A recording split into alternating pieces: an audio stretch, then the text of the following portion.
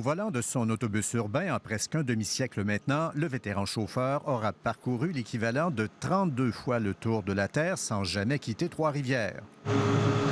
Quand il a commencé en 1977, le transport en commun n'avait pas encore été intégré dans les trois villes sœurs. Lui chauffait pour le service distinct de Trois-Rivières-Ouest, un autobus scolaire adapté. Ce temps-là, c'était bien là.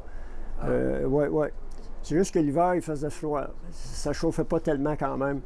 Son permis de conduire des autobus, il l'avait obtenu non pas de la SAC, mais de son ancêtre, le Bureau des véhicules automobiles du Québec. C'était assez simple avoir un permis de conduire de classe 1. Dans le temps, c'était classe 1. Aujourd'hui, c'est classe 2. Son travail consistait au départ à prendre les usagers de Trois-Rivières-Ouest sur un circuit aboutissant sur la rue des Forges.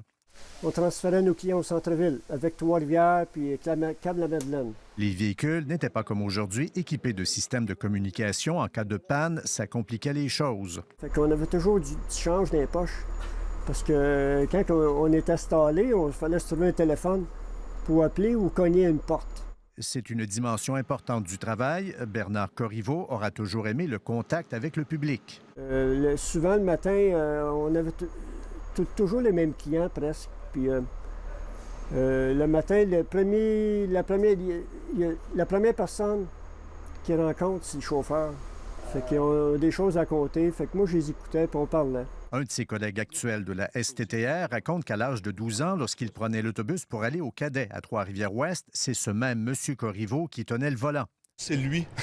C'est plus lui qui m'a reconnu, qui a dit « Hey, toi, quand tu étais jeune, je t'embarquais. » Et s'il est un aspect à propos duquel le chauffeur pourrait entretenir des regrets, c'est la fluidité de la circulation dans les rues de la ville, parce qu'à l'époque, les bouchons de circulation et les heures de pointe étaient encore bien loin d'avoir été inventés ici. Je dis toujours que c'est la dernière année, mais Kirk me dit « Tu me dis ça chaque année. » Circuit, service, confort, équipement, tout a bien évolué depuis ses débuts, comme aussi le coût du passage maintenant à 4 $. Il y a 49 ans, il était à 50 sous.